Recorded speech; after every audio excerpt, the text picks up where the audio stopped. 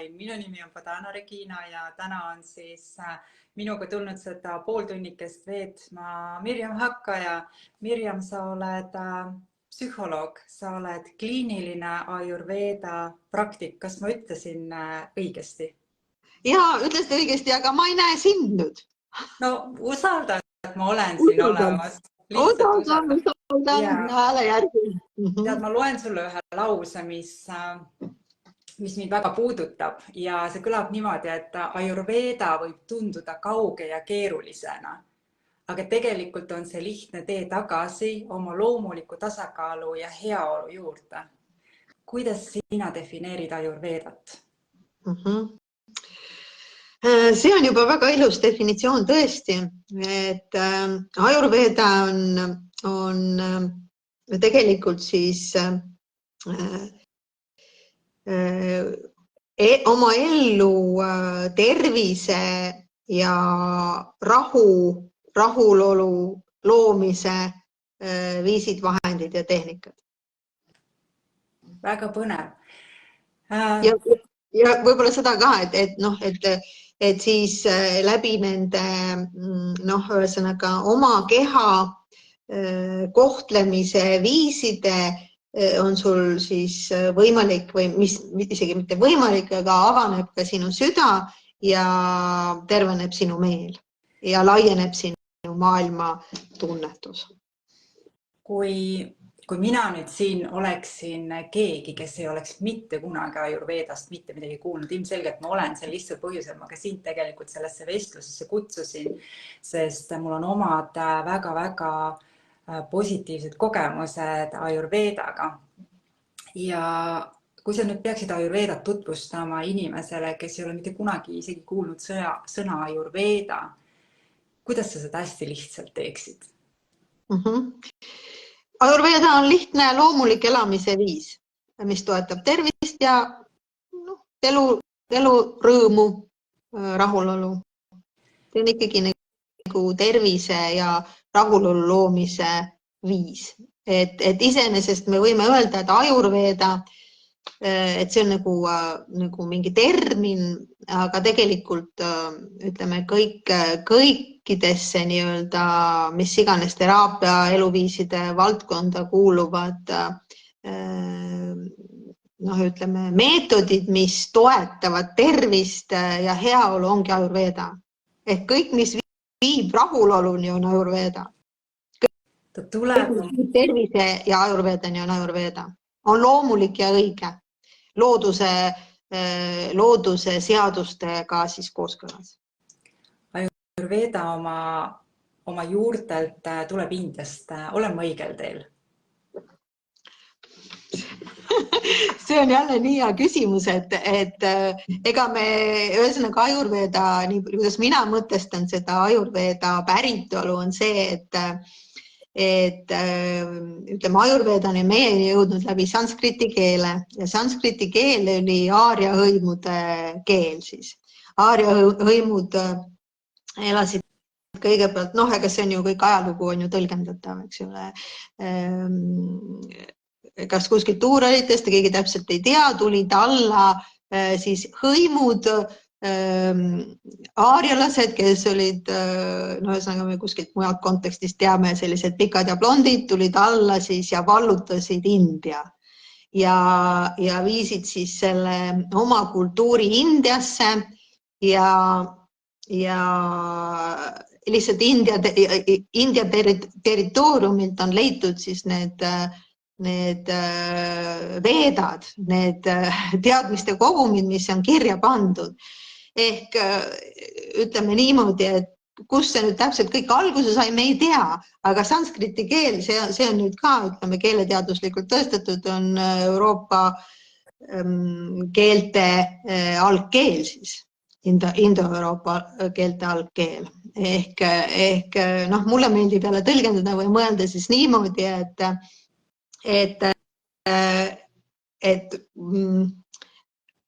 et selles on rohkem võib-olla Euroopat kui Indiat. India on selle enda jaoks nagu kohandanud ja Ayurvedal on praegu ikkagi Indias riigimeditsiini roll või koht, ta on tunnustatud riigimeditsiinina, aga kus see täpselt alguse sai, keegi ei tea. Aga selge on see, et ta on leitud Indiast, aga see algkeel on tegelikult Indoeuroopa keelte algkeelest nagu pärit. Mis on siis või kus on tekkinud ajaloos see hetk või koht, kus eurooplased on kuidagi kaotanud ära selle ühenduse Ayurvedaga, mis tegelikult, nagu sa enne ütlesid, aitabki luua seda terviklikkuse ja tasakaalu tunnet meie elus, igapäevaelus? Ma arvan, me ei ole seda kuhugi kaotanud, et ma arvan, et sealt samast ikkagi inimkond on pärit nagu teatud algkodudest, kus nad siis rändasid edasi. Et sel ajal, kui veedad kirjutati, oli Eestis jääaeg ja kas siin üldse inimasustust oli sel ajal, eks ole, et ikkagi inimesed on lõunast liikunud põhja poole ja nad kannavad seda ikkagi on endaga kaasas kandnud, et igal maal siis vastavalt tema geograafilisele asendile on olemas oma rahvameditsiin ehk mis on lihtsalt, mis on väga võimas ja mis on sümptomaatiline, et võib-olla kadunud on lihtsalt see süstemaatilisus või see, ütleme, inimeste tüpoloogia ja ravimtaimete kombineerimise know-how, mis on tegelikult Ayurvedas olemas ja mis on väga võimas teadmine. Näiteks mina kombineerin, kui ma teen siis oma klientidele näiteks ravimeid, siis ma kombineerin ravimtaimi, mis kasvavad meil põhimõtteliselt Eesti ravimtaimi ja ka Ayurveda põhimõtete järgi. Siit ma jõuan tegelikult ka oma järgmise küsimuseni, et minu sees nagu on selline küsimärk, et miks väga sageli ma leian iseennast selles kohas ja ma millegipärast arvan, et ma ei ole ainukene, et ma pigem nagu vaatan sellest keskkonnast välja, kus ma sündinud olen ja otsin seda niinimetatud nagu ravimeetodit kaugemalt ja India on selles suhtes nagu müstiline piirkond oma rikkaliku kultuuriga. Mis on see, mis eristab siis seda Ayurvedat meie enda rahvameditsiinist võib-olla, et miks me nagu otsime seda väljapoolt, et mis neist on erinevat? Seal ei ole mitte midagi erinevat, lihtsalt see meie rahvameditsiin on üks pisike osa sellest Ayurveda lähenemisest. Ayurveda lähenemine on palju laiem ja suurem, hõlmates endas nii näiteks ka psühholoogiat, eks ole, seda ei nimetatud loomulikult, ei nimetata Ayurvedas psühholoogiaks, aga ütleme meeleseisundite tervendamist ja nii edasi. Et lihtsalt meie siin, meil on oma spetsiifika, sest meil on omad ravimtaimed, meil oli kunagi oma spetsiifiline genotüüp, eks ole, need inimesed, kes rahvaste rände ajal siia jõudsid, pidid olema väga vastupidavad ja väga vähenõudlikud. Nii et see tüüp oli tookord valdav ja meie ütleme, kõik see ravimtaimestik on põhimõtteliselt enamjaolt mõeldud sellisele nagu genotüübile.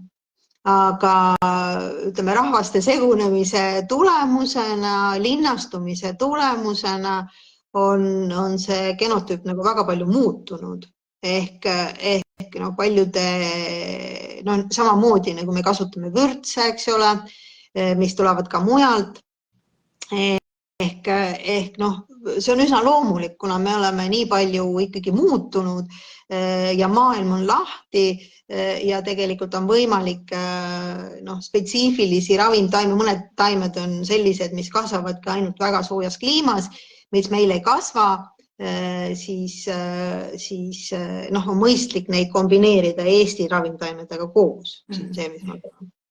Ehk et ma olen ka kuulnud sellist ütlust, et selle jaoks, et olla terve ja vitaalne ja elujõus, me tegelikult kõik, mis on 100 kilomeetri raadiuses, on meid toetav, et me ei peakski kuskilt kaugemalt midagi otsima. Ja, see on ilus mõte. Ütleme, et ma arvan, nagu igal pool kehtib ka siin, ütleme see 80-20% reegel, et ütleme, et 80% ulatuses, ma arvan, et on see tõde. Ja 20 on see, mis võiks siis panna meid võib-olla sinna India poole reisima. No, mitte India poole, ei pea reisima, aga noh, ühesõnaga, noh, et ma võtan jällegi selle ravimtaimede näite, et siis ütleme 80% ulatuses ma saan kasutada siin Eesti taimi, aga 20% ma pean siiski kasutama mingeid ravimtaimi, mingi teatud inimese, ütleme, tervenduseks, mis kasvavad mujal, ütleme niimoodi, selle näite abil. Ayurvedas on palju kasutatud või ütleme, mulle endale on jäänud mulje, et seal on nagu kesksel kohal kehatüübi mõistmine ja seal on kasutuses selline terminoloogia nagu doshad. Miks see nii oluline on? Miks on nii oluline nagu mõista seda kehatüüpi? Me kõik sünnime siia maailma teatud komplektiga, mis meile kaasa antakse. No, me võime seda geneetikaks nimetada või mis iganes. Me sünnime nagu oma kindla teatud ainevahetuse tüübiga, mis määrab siis selle, kuidas me keskkonnastiimulitele reageerime. Ja noh, et iga ühe tundlikkus on väga erinev. Seetõttu on oluline nagu aru saada sellest, et kuidas mulle mingid asjad nagu mõjuvad, eks ole, kas mulle sobib külm või soe ja nii edasi. Ehk pigem on, noh, sa saad selle intuitiivselt ka sellest aru, aga selleks sa pead olema nagu maru rahulik. Ehk millest need probleemid siis alguse saavad, on see, et meie elu on siiski nagu hästi ülestimuleeritud, et meil ei ole sellist võib-olla niisugust rahulikku pausi aega liiga palju, kus me saaksime tegelikult tunnetada, mis meiega nagu toimub ja kuidas me asjadele reageerime. Eks ole, see reageerimine on siis nii sellele, mida me kõikidele asjadele, mis me endale süsteemi sisse võtame, ükskõik kas siis toidu näol või muljete näol. Et need genereerivad erinevaid emotsioone erinevatel inimestel. Need, ütleme, need emotsionaalsed stiimulid, mis väljaspool on. Ühte teeb, ütleme, mingid asjad elus nagu vihaseks, teisi teeb sama asi väga kurvaks näiteks. Kui ma olen teadlik oma kehatüübist või kas dosha on kehatüüp, jah? 3 erinevat dosha. Kehatüüp, just. Ja ma tegelikult nagu mõtlen ise seda, et ütleme, see doshade tüüp värk on juba, ütleme, oluline siis, kui sind päriselt nagu see Ayurveda huvitab. Et ütleme, ma arvan, et lihtsalt tavalisele inimesele piisab sellest, kui ta teab, et kuidas ühesõnaga, milline on tervislik, ütleme, millised on tervislikud elurütmid ja rutiinid ja ta hoiab hoiab ennast vastavalt sellele siis ja et umbes, et aasta ajal, et talvel tuleks süüa sooja toitu ja nii edasi. Ja võib-olla siis need rütmid oleks paigas, eks ole, et süüa tuleb kindlatel kellaaegadel näiteks ja magama võiks minna nagu ka mõistlikul kellaajal. Et sa ei kurne ennast ära. Sellest täiesti esialgu piisab, kui sa ei ole Ayurveda huviline. Mis on kõige olulisemad sellised, isegi kui sa ei ole näiteks teadlik, et milline kehatüüp sa oled või millise doshaga sa oled siia sündinud, et mis on kõige olulisemad ja lihtsamad rutiinid, mida siis Ayurveda õpetab inimesi võib-olla tähelepanu pöörama või jälgima oma igapäevaelus, et seda tasakaalu siis rohkem tajuda, tunnetada ja kogeda, et mitte niivõrd selle hullusesse ennast ära kaotada. No siin on oluline ikkagi töö ja puhkuse nagu vahekord, et sa piisavalt teeksid, jah, et sa piisavalt pause teeksid, et sul oleks kindel elurütm, see on hästi oluline, et sa sööksid kindlatel kellaaegadel ja nendel kellaaegadel, mis on nii-öelda loomulikult, mida toetavad siis looduse jõud, ehk no näiteks seedetuli on kooskõlas päikesega, ehk seedetuli on kõige tugevam, kui päike on kõige kõrgemal taevas, näiteks kell 12 kuni kell 1. Et selle vahemiku sees tuleks süüa siis kõige suurem päevatoit, sest su seedetuli on kõige tugevam. Et see on nagu üks väga oluline. Talvel, kui päike ei paista? Ja ikkagi, et see ikkagi, ta on ikkagi kõige kõrgemal sellel hetkel. Isegi kui ta pilve tagant välja ei paista. Ja isegi kui ta pilve tagant välja ei paista, just, et ta on olemas.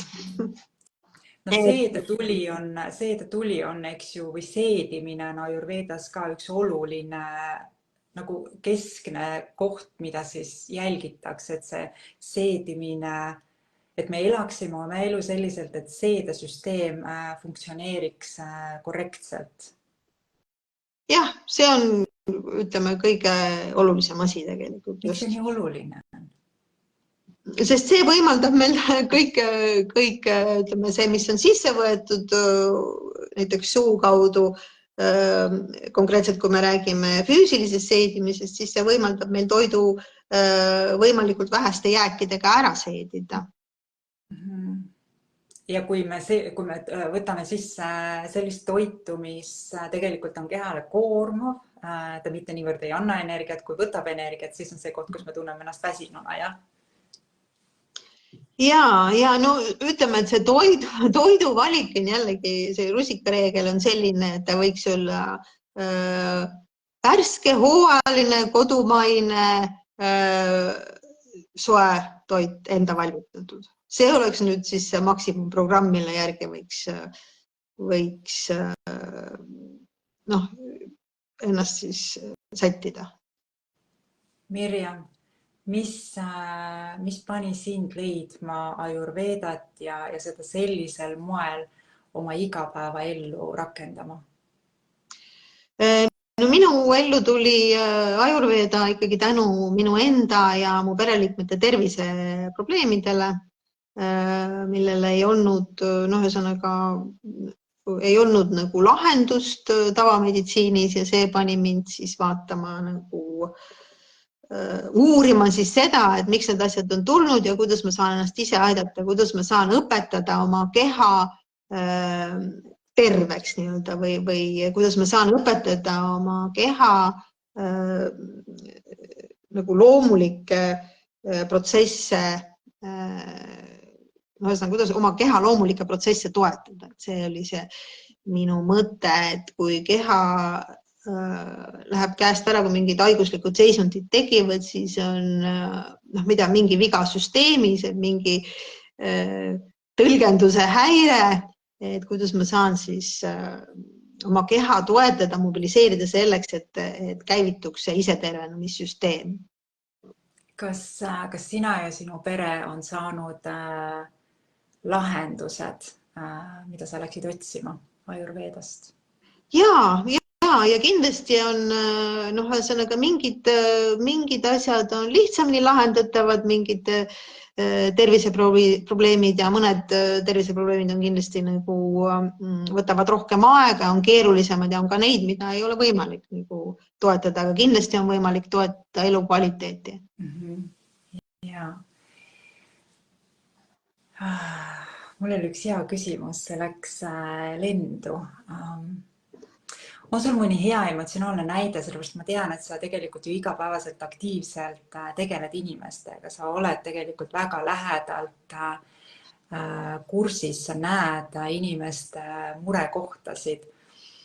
Keegi, kes on otsustanud avada iseennast Ayurvedale ja leida läbi Ayurveda tarkuste siis toetust iseendale, on sul mõni hea emotsionaalne lugu rääkida? Ma tean, et sul on neid lugusid sahtli täis kindlasti, aga midagi, mis tuleb kohe meelde. Jaa. No ütleme, et ma mingi konkreetselt nagu, mida sa nagu küsi täpsemalt, mida sa... Mõni selline positiivne emotsionaalne lugu, et kui näiteks inimene on tulnud mõne nagu enda jaoks hästi olulise murega, probleemi kohaga, eks ju. Tegelikult me ju otsime abi millelegi, kui me kellegi poole pöördume ja kui ma rakendangi neid Ayurveda tarkusi ja siis ma olen leidnud selle hea lahenduse, et selline lugu. Jaa, ütleme, et ühesõnaga konkreetselt näiteks mingid asjad, mis annavad leevendust, mis ma tean, et toimivad nagu hästi, kui kellelgi on mingid seedeprobleemid, see toimib tõesti, Ayurveda aitab, kuigi see on pikaajaline nagu organismi treenimine, aga sellegipoolest ütleme, kui on mingisugused seletamatud ärritunud soolesündroom või mingi helikobakter või mis iganes, siis ta annab leevendust ja tervendab. Ütleme, et tore on see, et osad inimesed, kes on käinud näiteks Panchakarmal, nad on saanud sealt väga hea kogemuse ja nad tulevad tagasi, eks ole, mingite teemadega, ühesõnaga, kui sa ühe asja nagu seda ära lahendades, võib-olla tuleb mingi uus asi välja, eks ole, et see Panchakarma iseenesest on nii kehaline tervendamine või tervendus, kui ka siis ütleme meelerahu loomise praktika. Et see Panchakarma on selline keha- ja meelepuhastuslaager, mida ma korraldan. Praegu 3 korda aastas olen seda teinud. Ja sul on tegelikult vist augustis on tulemas järjekordne Panchakarma, jah? Jaa, augustis tuleb uus, siis ma ei mäletagi praegu täpselt neid kuupäevi. See oli augusti alguses, me saame tegelikult, kui sa lubad, siis ma sinu lahkel loal panen tegelikult selle Panchakarma info siia video alla lingina, et inimesed saavad seda kogeda. Ma mäletan oma isiklikku esimest Panchakarma kogemust, et tegelikult selle läbi me saime ka sinuga tuttavaks ja see on siis, ma arvan, et sellest vist on äkki 7-8 aastat möödas, mis minu jaoks tähendab seda, et ma ei ole 7-8 aastat kohvi joonud. Enne seda olin ma täielikult kohvist sõltuv ehk et see ei olnud mitte niivõrd minu jaoks kehaline nagu kofeiini vajadus, aga see oli harjumus, mis oli aastatega nagu rakumälusse talletunud, et mul justkui peab olema kogu aeg kruus käes ja ma pean kogu aeg seda kruusi tõstma. Ja Panchakarma eel ma loobusin kohvi joomisest ja peale Panchakarmat mul ei ole tegelikult tekkinud hetkekski sellist nagu vajadust või isu kohvi järgi, nii et nüüd ma olen olnud sellest hetkest kofeiinist täiesti vaba ja nii mõnestki muust ainest samamoodi. No näed, kui armas, et sa suutsid tõid ise selle toreda emotsionaalse näite. See on väga ilus. Ja selles mõttes see kogemus, selles mõttes on ta nagu ainulaadne, et kui väga sageli inimesed räägivad et sõltuvustest vabanemine on kuidagi raske ja ei lähe alati libedalt ja loomulikult, et peab ikkagi, et mingil hetkel see meel nagu kuidagi hüppab sisse ja tekib selline vastupandumatu tung ja soov ikkagi kas haarata jälle selle kohvi järgi või šokolaadi järgi või sigareti järgi või millegi järgi, eks ju. Minul on läinud see ääretult lihtsalt, mul ei ole hetkekski tekkinud seda impulssi isegi mitte ja ma väga hea meelega istun kohvikus ja ma naudin seda kohvilõhna ilma, et minu kehas tekiks mingigi vajadus kofeiini järgi. Nii et selles suhtes on see nagu väga-väga hea kogemus ja samalt retriidilt tegelikult oli mul ka esmakordne kogemus, kus ma tajusin meelevaikust, täielikku meelevaikust, et verbaalselt või sõnadega on seda hästi keeruline kirjeldada, seda seisundit, aga see oli nagu päriselt nagu väga sageli erinevates meditatsioonides juhendatakse, et ära ole oma mõtted, ära kiindu oma mõtetesse, luba nendel mõtetel lihtsalt tulla justkui pilved taeva laotuses ja las nad liiguvad nii, nagu nad liiguvad. Ja täpselt selline kogemus mul oli ka viimastel päevadel. Ehk et me olime teinud juba aega seal oma protsessi ja protseduure ja siis ühel hetkel see meelevaikus oli, ta oli lihtsalt nii võimas vaikus, et ja seda ma ei ole peale Panchakarmat ühe korra veel olen kogenud, aga see ei ole väga sage kogemus, aga ma tean, et see on võimalik ja see on nagu väga rahustav, tohutult rahustav hetk, et mis on see, mida sina soovitaksid igal inimesel, teades seda keskkonda, teades seda süsteemi, kus me täna, eks, mille me oleme ise või ühiskond, mille me ise ju tegelikult oleme üles ehitanud, kui aktiivne, kui intensiivne, kui ülestimuleeriv ta on. Mis on need kõige lihtsamad ajurveedalikud tehnikad, praktikad, mida iga inimene saab rakendada oma igapäevaellu, ilma et ta peaks tohutult kuidagi aega millegi jaoks võtma, et mis on tõesti väga-väga lihtne ja mis toetab igal juhul? Jaa, siin on ikkagi see luua pisutki aeglust ja sellist rohkem pause tuua oma päeva, näiteks aeglased hommikud, et sa ärkad varem ja võtad endale aega siis iseenda jaoks. Et kui sa võtad aega iseenda jaoks hommikul, siis sa oled kõige olulisema asja, kõige tähtsama inimese eest juba hoolt kandnud hommikul. Sa ei jäta seda kuidagi teisejärguliselt päeva lõppu, see on üks asi. Siis söömine võiks olla rituaalne, et sa võtad selleks aega, sööd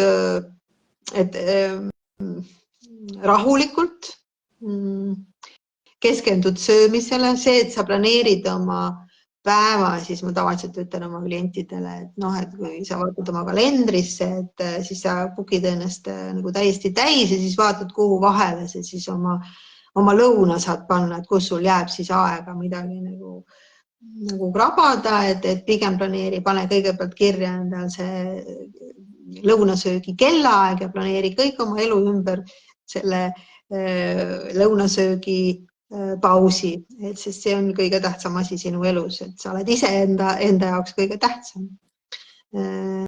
Ja need ongi nagu kõige olulisemad asjad, et ole kohal nendes tegevustes, mis sa teed ja et need enesehool tähendab seda, et sa võtad enda jaoks, ütleme, vajaduste jaoks aega, eks ole, söömine on baasvajadus. Jah. Kui nüüd keegi, kes meid kuulab ja vaatab ja tal tekib selline inspiratsioon ja soov rohkem Panchakarma kohta teada saada, siis ma tean, et Indias Panchakarmat tehakse päris pikalt, eks ju, et 2, 3, 4 nädalat, isegi kauem vist.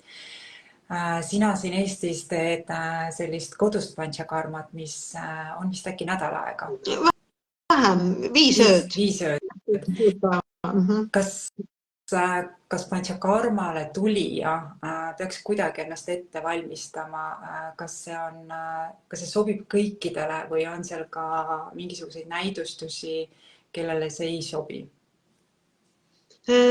Ette valmistama ma tavaliselt saadan umbes nädal aega ennem või natuke rohkem, ütleme sellise instruktsiooni, kes tahab, et tema Panchakarma protsess oleks sellisem lihtsam ja leebem, ütleme, kohvivõõrutusnähtusid oleks vähem, siis on soovitav näiteks loobuda kohvi joomisest nädal aega enne või võib jälgida süüa võib-olla rohkem taimetoitu või ühesõnaga, on võimalik ennast ette valmistada, aga otseselt midagi tegema või teadma ei pea. Et see Panchakarma toimib nii või teisiti. Et jah, ja ma sa veel küsisid selle kohta rohkem või ütles vastasin ära praegu. Kas on ka selliseid vastunäidustusi? Näiteks rasedus ei ole küll haigus, eks ju, et ta on seisund. Ja, ühesõnaga, et sellega nüüd huvitav lugu, et ükskord mul oli üks noor naine Panchakarmal, kes oli just äsja rasestunud.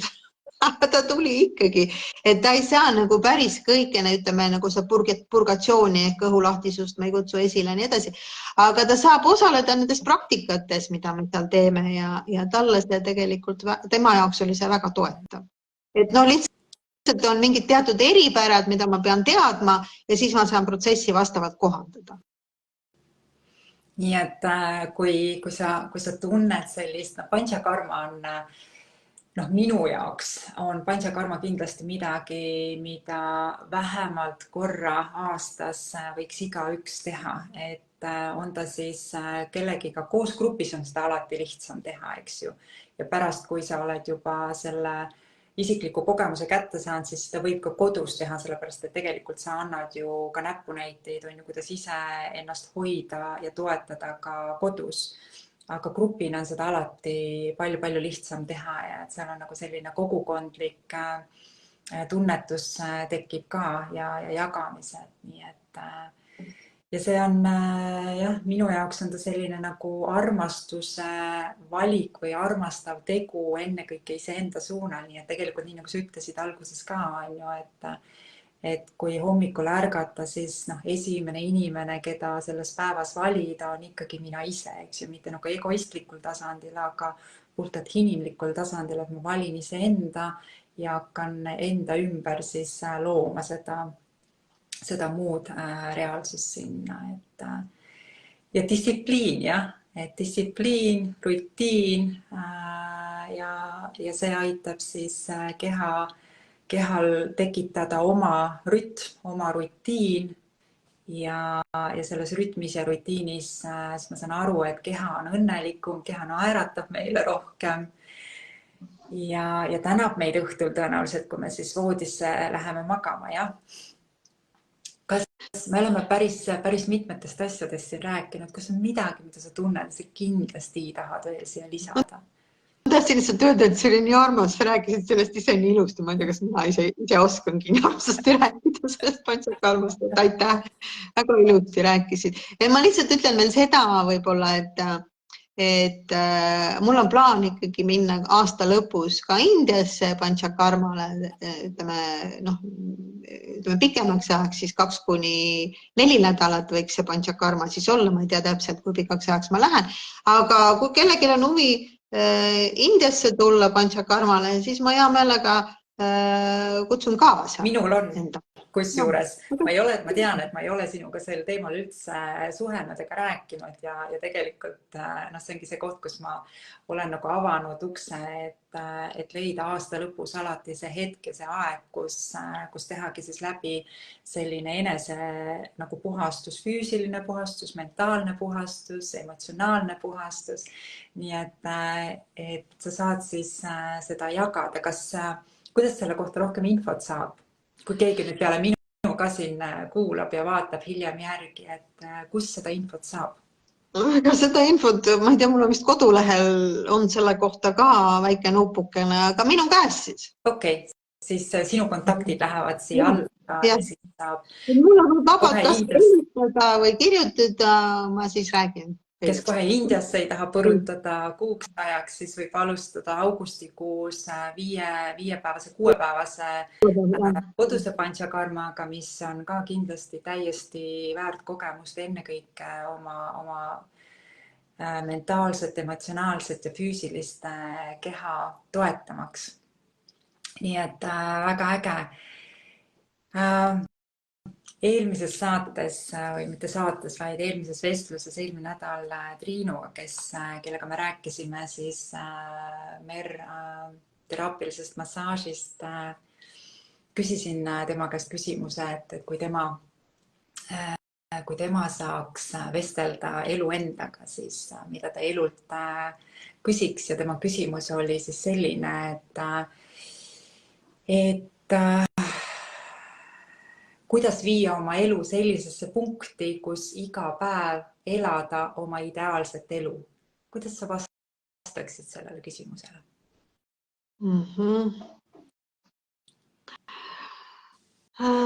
Ma vastaks siis niimoodi, et elu on nagu ta on, et kui ma nagu hakkan võrdlema oma elu mingisuguse ideaaliga, siis võib-olla ma ei tahaks seda teha. Et elu on teekond ja sa kindlasti jõuad sinna kohta, kuhu sa tegelikult pead jõudma. Mõni päev on raske, eks me ideaalis tahaksime ju kõik, et meil oleks lihtne, hea ja kerge ja kõik juhtuks nagu libedalt. Aga tegelikkuses on nii, et läbi nende keerulisemate olukordade ja raskete kogemustega me tegelikult saame küpsemaks ja õpime ja meie süda avaneb. Ehk ideaalne elu on siis selline, et ma kogen igat hetke täpselt sellisena, nagu ta on. Ma vastan siis või ühesõnaga reageerin siis sellele hetkele, selle hetke vajadustele ja nõudmistele, mitte läbi selle, mismoodi ma kujutan ette, et asjad peaksid olema nii, nagu ma olen harjunud neid tegema või nii, nagu ma tahaksin ideaalis neid teha. Ehk ma oleksin autentne ja loomulik igas hetkes ja usalduses, et igas hetkes sünnib parim. Ja selles hetkes olemise eeldus tõenäoliselt on see, et ma suudan ennast piisavalt aeglustuda, et seda hetke üldse märgata, eks ju. Just, see on väga ilusti öeldud, jah. Ja Ayurveda nimeline doktor, abimees aitamaks seda kõike teha. Mirjam, kui minu asemel siin istuks, oleks elu ise suure algustähega, siis mida sa temalt küsiksid? Sa oledki elu ise. Mul on nii kahju, et ma ei näe sind. Aga no ma tean, et sa seal oled. Elu ise, mida ma elu ise kohta küsiksin?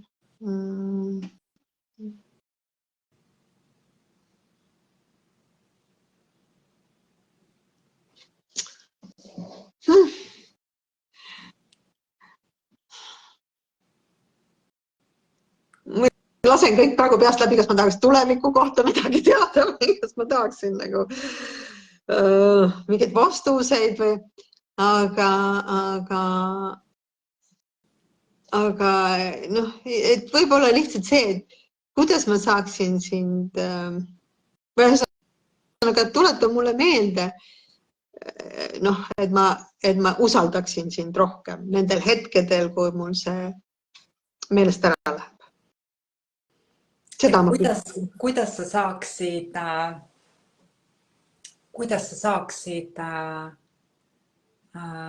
mäletada raskematel hetkedel, et usaldada elu? Jaa, täpselt nii, sellepärast, et noh, ega iga kogemused on ju kogemused, kõik kogemused on väärtuslikud ja me paneme sinna lihtsalt selle nii-öelda lipiku külge, et üks on hea, üks on halb, aga tegelikult need on kogemused on kõik võrdväärsed. Elu tahab lihtsalt läbi sinu ennast kogeda. See on see, kuidas ma mõtlen ja kõik on väärtuslik. Mirjam, ma südamest tänan sind. Me oleme küll siin nüüd pisut rohkem kui pool tundi vestelnud, aga siin juttu jätkuks veel kauemaks ja see Ayurveda teema on ikkagi, ta on väga-väga põnev just sel lihtsal põhjusel, et ta on nagu nii elu ise, eks ju, nii eluline, et sellest kuidagi mööda vaadata, ümber vaadata pole väga mõtet, et ta lihtsalt toetab ja aitab nii palju. Nüüd, kui sa vaatad seda meie vestlust Mirjamiga hiljem, siis võid alati ka siia vestluse alla oma küsimuse panna, oma kommentaari panna, et vastan sellele kas mina või Mirjam ja Panchakarma informatsiooni samamoodi panen siia alla nii Eesti Panchakarma kui India Panchakarma, nii et võimalusi tegelikult on ju tohutult palju iseenda toetamiseks ja kui mina iseennast ei toeta, siis kes siis veel, eks ju, ja toetatuna on tegelikult meil ju oluliselt suuremad võimalused nautida elu tervelt seda hetke, milles me oleme. Mirjam, aitäh sulle. Aitäh sulle, Liina. Näeme peagi.